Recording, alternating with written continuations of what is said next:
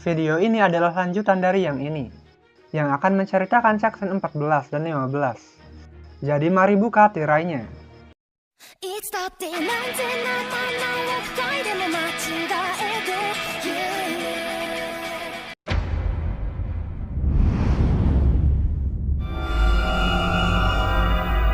て では、いってらっしゃいませ。皆様。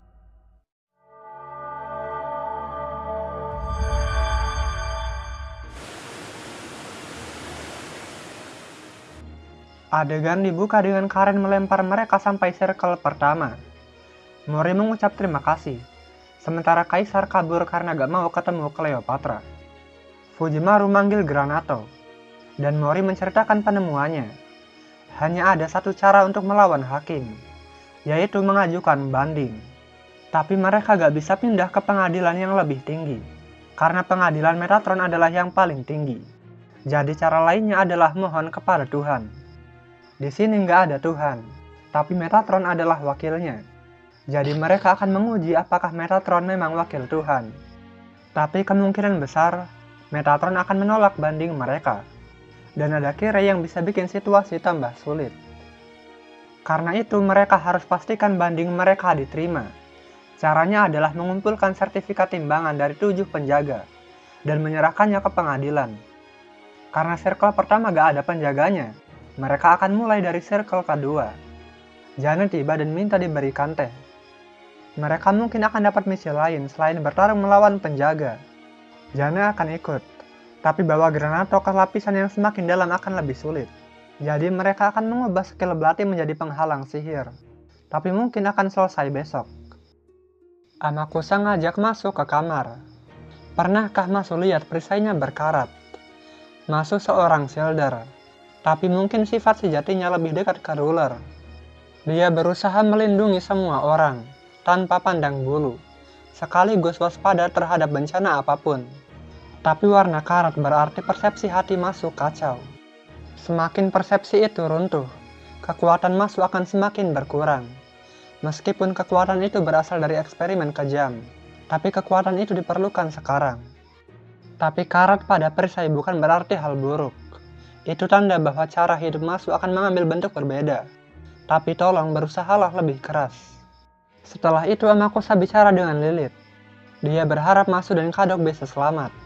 Meskipun sepertinya tak ada keselamatan bagi Kadok. Mereka tidur dan paginya bersiap berangkat. Janet sudah menyesuaikan belatinya. Mereka berpamitan pada Amakusa dan Lilith. Kemudian berangkat ke circle kedua. Tapi ketika sampai, tempat ini sangat sepi. Dante punya firasat buruk. Ini karena Hayara. Jadi mereka segera pergi. Ketika para pendosa kehilangan keinginan dan tujuan mereka, maka mereka akan berubah jadi makhluk jahat, seperti yang ditulis di Divine Comedy. Mereka disebut Hayara. Setelah bertarung melawan Hayara, mereka bertemu Cleopatra.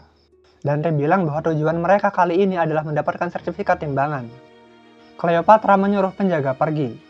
Sebagai penjaga circle, dia maksa para pendosa mengejar kecantikan. Dan bagi Metatron, Cleopatra juga merupakan pendosa, meskipun diberi kewenangan sebagai ruler. Jadi Metatron bisa mengubah kelas servan secara paksa jadi ruler.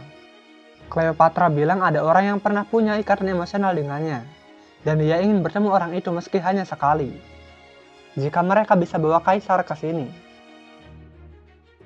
Mereka menemui Kaisar yang sedang bingung. Bagaimana cara melewati circle kedua tanpa ketemu Cleopatra? Mereka bilang ada orang yang ingin bertemu Kaisar, dan itu pasti Cleopatra. Tapi kalau Cleopatra bersikeras ingin bertemu dengannya, mungkin mereka emang harus ketemu. Cleopatra bilang kok cepet banget. Mereka bilang itu karena Kaisar sudah ada di circle kedua. Kadok dan Mori bicara lewat telepati, tapi Kaisar motong percakapan mereka sambil bicara dengan Cleopatra. Bahkan Janet ikut-ikutan. Cleopatra bilang bisakah mereka tidak berisik, dan mereka minta maaf. Tapi karena mereka sudah bawa Kaisar ke sini, mereka dapat sertifikatnya. Dan Kaisar akan tetap di circle kedua untuk sementara waktu. Kaisar ingin pergi ke circle keempat. Tapi di circle ketiga nanti, Kaisar pasti akan jadi mangsa para pendosa. Lagi pula servan tidak bisa diet.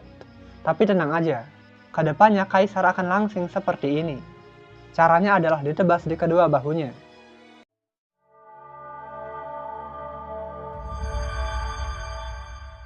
Mereka sampai di circle ketiga, tapi hari sudah malam dan mereka capek. Jadi Fujimaru menggunakan belatinya. Yang muncul adalah penghalang sihir. Para pendosa, bahkan malaikat gak bisa lihat mereka. Tapi Yohana bisa. Dia merasa kehadiran mereka tiba-tiba hilang. Jadi dia kesini mencari mereka. Karena Fujimaru dan yang lain sudah tidur, Yohana gak mau ganggu. Tapi tempat ini dibuat berdasarkan Divine Comedy Dante. Jadi kenapa Dante gak punya Holy Grail? Anggaplah Dante adalah pencipta singularitas. Tapi kenapa tingkah lakunya tidak seperti penguasa? Akan lebih baik kalau tetap rahasia. Tapi satu hal yang pasti, bukan Dante yang summon Yohana. Artinya atasan Yohana adalah Metatron. Padahal kalau yang summon adalah Dante, Yohana berniat gabung ke party. Metatron ada dua, dan keduanya adalah atasan Yohana. Untuk sekarang Yohana pamit. Sampai jumpa besok. Kalau dipikir lagi, Moriarty gak pernah nanya apapun ke Dante. Mori bilang karena pasti ada alasan kenapa Dante diam. Bagaimanapun Mori adalah rival Sherlock Holmes. Jadi Mori tahu kenapa Dante begini. Paginya mereka bangun dan pergi ke tempat Yohana. 罰と思えば罰、贖いと思えば贖い。それは汝らのうちにあり、制限が摘出したもの。レジェンダム・パーバトロムス。 Untuk apa itu? Yohana bilang dia hanya ingin mengejutkan mereka. Kalau ingin sertifikat timbangan, mereka harus bantu dia. Ada buah yang berfungsi sebagai makanan pokok bagi para pendosa di circle ketiga. Namanya buah berongga. Tapi sekarang ada Kerberos di sekitar pohon buah itu. Ada malaikat juga. Tapi mereka tak perlu khawatir. Karena malaikat di bawah kekuasaan Yohana. Mereka pergi menjalankan misi. Tapi selain Kerberos, ada naga dan malaikat peringkat 3. Tapi kalau malaikat itu di bawah perintah Yohana, kenapa dia tidak menyerang Kerberos? Mereka melihat para pendosa menjadi hayara dan mendekati buah itu. Tapi mereka dimakan Kerberos. Jana minta Fujimaru menyerahkan belati. Dia akan bikin belati ini bisa menahan malaikat untuk sementara. Mereka mengalahkan naga dan Kerberos, kemudian mengeroyok malaikat.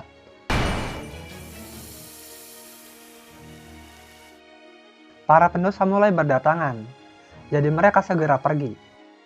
Rupanya malaikat yang menjaga buah berongga bukan bawahan Yohana.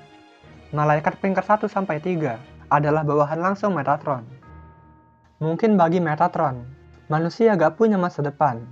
Tapi bagi Yohana, manusia masih layak diselamatkan. Mereka mendapat sertifikat timbangan. Tapi ada laporan dari penjaga. Para malaikat sudah datang. Mereka keluar dan melihat para warga melarikan diri. Tapi tak ada harapan, karena malaikatnya kebanyakan. Jumlahnya lebih dari 1000. Padahal melawan 20 malaikat sudah sulit. Ini pasti karena mereka mengalahkan malaikat penjaga buah berongga. Mori bertanya apakah Yohana mau kabur bareng mereka. Tapi Yohana menolak. Dia akan tetap di sini. Meskipun para pendosa gak akan mengucap terima kasih. Tapi mempertaruhkan hidup untuk tujuan yang sia-sia. Bukankah itu manusiawi? Para pendosa itu menyedihkan. Dan kalau mereka mati, gak akan ada yang meratapi kematiannya. Jadi setidaknya harus ada satu orang yang berdiri bersama mereka sampai akhir. Jika dunia meninggalkan mereka, maka setidaknya satu orang harus menunjukkan kebaikan pada mereka. Moriarty gak paham, Jana menyarankan mereka segera pergi. Masu bertanya pada Yohana. Ruler adalah ekstra kelas yang jadi hakim di luar sidang. Karena itu banyak di antara mereka adalah orang suci. Karena mereka berusaha bantu semuanya. Yohana bilang Masu salah.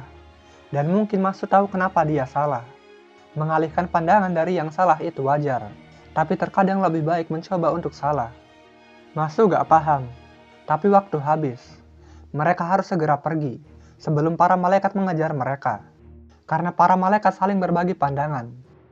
Setelah mereka pergi, Yohana berusaha bantu para warga. Meskipun gak dapat terima kasih. Dia mengalahkan malaikat. Lagi dan lagi. Metatron bertanya kenapa Yohana gak kabur. Yohana penasaran, kenapa hakim datang secepat ini. Meta bilang dia punya 72 sayap. Kenapa Yohana mengizinkan Kaldea melenyapkan malaikat penjaga buah berongga? Dan kenapa dia berpihak pada pendosa, padahal dia benci mereka? Yohana ingat pernah dilempari batu, tapi itu hanya sebuah dongeng.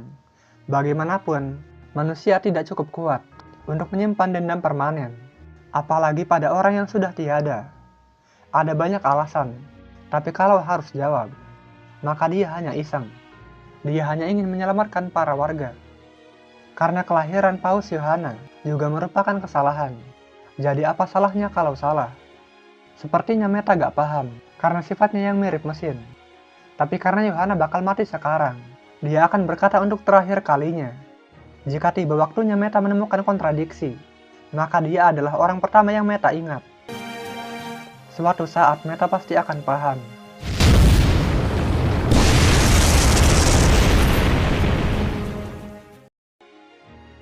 Mereka tiba di gerbang circle keempat, dan di belakang mereka adalah sekumpulan malaikat.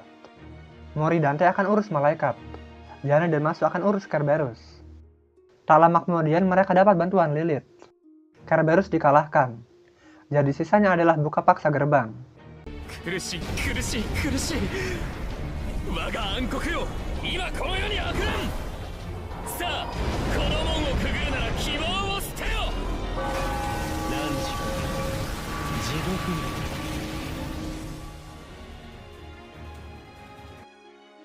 Mereka tiba di circle keempat. Mereka bersenda gurau, dan kalau bisa mampir ke tempat Selina dan Staluzio. Mori bilang siapa mereka. Tapi kemudian mereka melihat Staluzio. Dia bilang ada yang aneh dengan Selina. Lebih mudah tersinggung, dan lebih terikat pada benda. Fujimaru dan Masu segera ke tempat Selina, sementara yang lain mengejar mereka. Tapi sudah terlambat. Selina berubah jadi Hayara. Mereka mengalahkannya. Tapi kenapa Masu sedih? Padahal Selina bukan temannya. Fujimaru bilang seharusnya Lily tahu kenapa. Kalau dikeroyok oleh Fujimaru juga, Lily jadi canggung dan dia pergi. Entah kenapa Masu merasa senang. Ketika dia menang, dia senang. Dan ketika kalah, dia sedih. Padahal dia harus netral. Kalau orang lain tahu, bukankah mereka akan kecewa?